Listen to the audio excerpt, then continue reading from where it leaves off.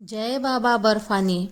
Viewers, मैं अभी कुछ दिन पहले ही अपनी अमरनाथ यात्रा पूरी करके आई हूँ और अपने अनुभव के आधार पर मैं आपको बताऊंगी कि अमरनाथ यात्रा के दौरान कौन सा सामान ले जाना है और कौन सा नहीं। इस यात्रा में अगर आप बहुत ज़्यादा सामान लेके जाएंगे तो आप बहुत जल्दी थक जाएंगे। ज़्यादा से ज़्यादा 2 बैग लेकर जाना है। एक बैग में आपको अपना सारा सामान भरना है और दूसरी बैग आप जब 2 या 3 दिन अमरनाथ यात्रा करेंगे तब काम आएंगी। उस छोटे बैग में आपको आपकी अमरनाथ यात्रा का 2 या 3 दिन का ही सामान भरना है। सामान हो सके उतना कम ही ले जाइए। ज़्यादा सामान भरने से आपको ज़्यादा सामान उठाना पड़ेगा और पहाड़ों की चढ़ाई करते वक्त आप बहुत जल्दी थक जाएंगे। इसलिए ज़्यादा सामान ना लेके जाए। आपके जूते वाटरप्रूफ, नरम सोल वाले और अच्छे ग्रिप वाले होने चाहिए। अमरनाथ यात्रा के दौरान बहुत बार अचानक बारिश हो जाती है, उसकी वजह से फिसलन हो जाती है। ऐसे समय में अच्छे ग्रिप वाले जूते होना बहुत आवश्यक हो जाता है। यात्रा के दौरान आपका विंटर जैकेट भी बहुत अच्छा होना चाहिए। आपका विंटर जैकेट हल्का और गर्म होना चाहिए। ज़्यादा भारी विंटर जैकेट पहनकर चलने से बहुत जल्दी थक जाएंगे। अगर आपको ऐसा लगता है कि ठंडी बहुत ज़्यादा हो सकती है तो आप थर्मोवेयर भी ले जा सकते हैं। यात्रा के दौरान मोज़े बहुत जल्दी गंदे हो जाते हैं, इसलिए 3-4 जोड़ी मोज़े भी साथ में रख लीजिए।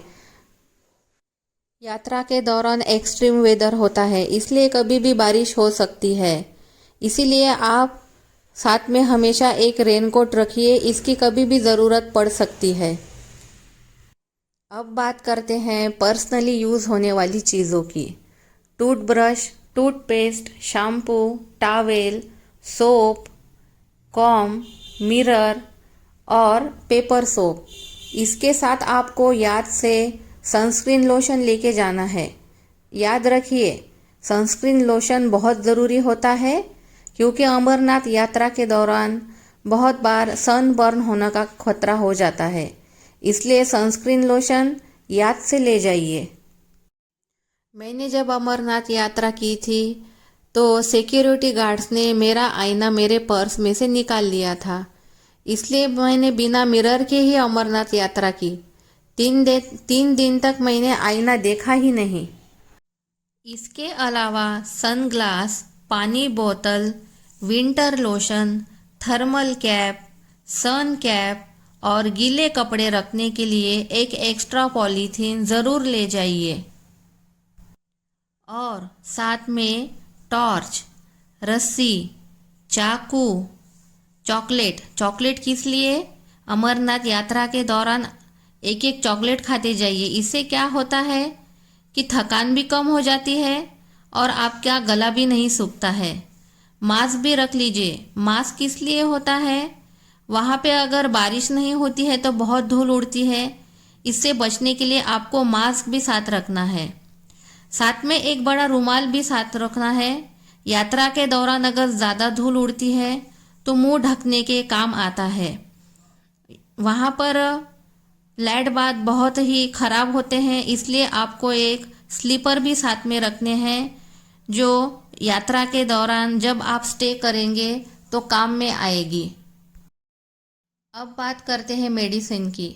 सभी प्रकार की दवाइयाँ आपको अपने साथ रखनी है क्योंकि ऑक्सीजन का स्तर कम होता है, इसलिए वॉमिटिंग भी हो सकती है। बहुत ज़्यादा थकान के कारण बदन दर्द भी हो सकता है, पेट की प्रॉब्लम भी हो सकती है। इसलिए सभी प्रकार की दवाइयाँ, मेडिसिन्स आपको अपने साथ रखनी है। अब बात करते हैं कि हमें कपड़े कैसे साथ में ले जाना है।